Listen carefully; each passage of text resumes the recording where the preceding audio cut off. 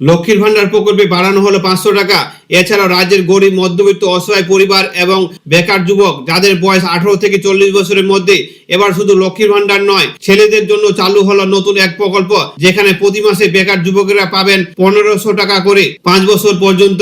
এবং রাজ্যে আশা কর্মী, অঙ্গনারী কর্মী এবং সিভিক ভলেন্টিয়ার, রাজ্যের প্রত্যন্ত গরিব মানুষ, সবুজ সাথী, স্বাস্থ্য সাথী এবং সরকারি কর্মীদের ডিএ সহ রাজ্যে গরিব, মধ্যবিত্ত, খেটে খাওয়া মানুষদের জন্য আজ বাজেটে 10টি বড় ঘোষণা, যার ফলে গরিব মধ্যবিত্ত পরিবারদের আগামী দিনে মুখে হাসি ফুটতে চলেছে।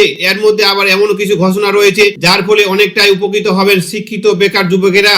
আর আজকে মূলত থাকবে রাজ্য বাজেটে ঠিক কোন কোন ঘোষণাগুলি করা হয়েছে রাজ্যের গরিব মধ্যবিত্ত পরিবারদের জন্য, আবার নতুন কি প্রকল্প নিয়ে আসলেন, এগুলি নিয়ে বিস্তারিত আলোচনা। তাই ভিডিওটি একটুকু স্কিপ না করে শেষ পর্যন্ত দেখুন। আলোচনা শুরু করার পূর্বে আপনাদের কাছে একটাই রিকোয়েস্ট, ভিডিওটিকে অবশ্যই একটি লাইক দিয়ে জনস্বার্থে প্রচুর পরিমাণে বন্ধু বান্ধব, আত্মীয় স্বজনদের সঙ্গে শেয়ার করুন, কারণ আপনার একটি শেয়ার দ্বারা অন্যজনে জানতে বুঝতে অনেকটাই সুবিধা হবে। তো চলুন বিস্তারিত জেনে নেওয়া যাক। প্রথমে রয়েছে লক্ষ্মী ভান্ডার প্রকল্পে মহিলাদের জন্য দারুণ বড় খুশির খবর। এখন যারা মূলত 1000 টাকা এবং 1200 টাকা করে পাচ্ছেন প্রথমেই বাজেটে, তাদের জন্য রয়েছে দারুণ বড় খুশির খবর। বাড়ানো হলো লক্ষ্মী ভান্ডার প্রকল্পে 500 টাকা, অর্থাৎ এখন যারা 1000 টাকা পান তারা এবার থেকে 1500 টাকা করে পাবেন, আর যারা 1200 টাকা করে পান তারা এবার থেকে 1700 টাকা করে পাবেন, যা এই ফেব্রুয়ারি মাস থেকে পাবেন লক্ষ্মী ভান্ডার প্রকল্পের মহিলারা। অন্যদিকে বাড়ানো হলো আবার ডিএ, 4% বাড়ানো হয়েছে ডিএ। রাজ্য সরকারের কর্মীদের জন্য 4% ডিএ বৃদ্ধি ঘোষণা করা হয়েছে এই অন্তর্বর্তী বাজেটে।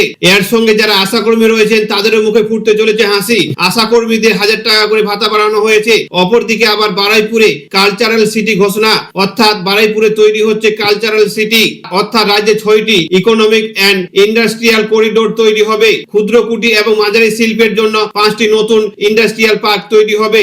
এর সঙ্গে মুখে হাসি ফুটতে চলেছে রাজ্যের অঙ্গনারী শিক্ষিকা এবং সহায়িকাদের। রাজ্যের অঙ্গনারী কর্মী এবং সহায়িকাদের জন্য 1000 টাকা বাড়ানোর কথা ঘোষণা করা হয়েছে রাজ্যের অন্তর্বর্তী বাজেটে, অর্থাৎ অঙ্গনারী কর্মী এবং সহায়িকাদের মৃত্যু হলে পরিবারকে 5 লক্ষ টাকা ক্ষতিপূরণ দেওয়ার কথা ঘোষণা করা হয়েছে এই বাজেটে। এর জন্য বরাদ্দ করা হয়েছে 280 কোটি টাকা।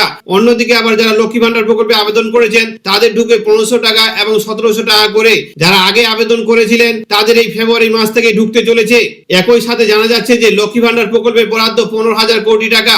অন্যদিকে বাজেটে সিভিক ভলেন্টিয়ারদের জন্য রয়েছে খুশির খবর। গ্রিন পুলিশ এবং সিভিক ভলেন্টিয়ারদের বেতন 1000 টাকা বাড়ানোর কথা ঘোষণা করা হয়। একই সঙ্গে যারা প্যারা টিচার হিসেবে কাজ করতেন, অর্থাৎ শিক্ষক বন্ধু, তাদেরও বাড়তে চলেছে 1000 টাকা করে। অপরদিকে স্বাস্থ্য সাথীর আওতায় এবার গিগ কর্মীরা, অর্থাৎ গিগ ইকোনমির সঙ্গে যুক্ত স্বাস্থ্য সাথীর আওতায় আনা হবে। অন্যদিকে আবার 7ম পে কমিশন ঘোষণা। এর সঙ্গে রাজ্যের বেকার যুবকদের জন্য চালু হতে চলেছে একটি নতুন প্রকল্প, যেখানে যুবকেরা প্রতি মাসে 1500 টাকা করে ব্যাংকে পাবেন। এই নতুন প্রকল্পটির নাম দেওয়া হয়েছে যুব সাথী প্রকল্প।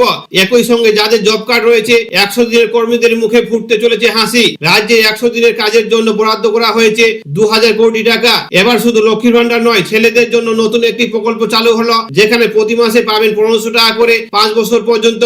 21 থেকে 40 বছর বয়সের বেকার যুবকদের জন্য দারুণ একটি খুশির খবর। তো এই ছিল রাজ্য সরকারের তরফ থেকে রাজ্য বাজেটে ভোটের আগে বিশাল বড় চমক, যার ফলে মধ্যবিত্ত গরিব পরিবারদের মুখে হাসি ফুটতে চলেছে।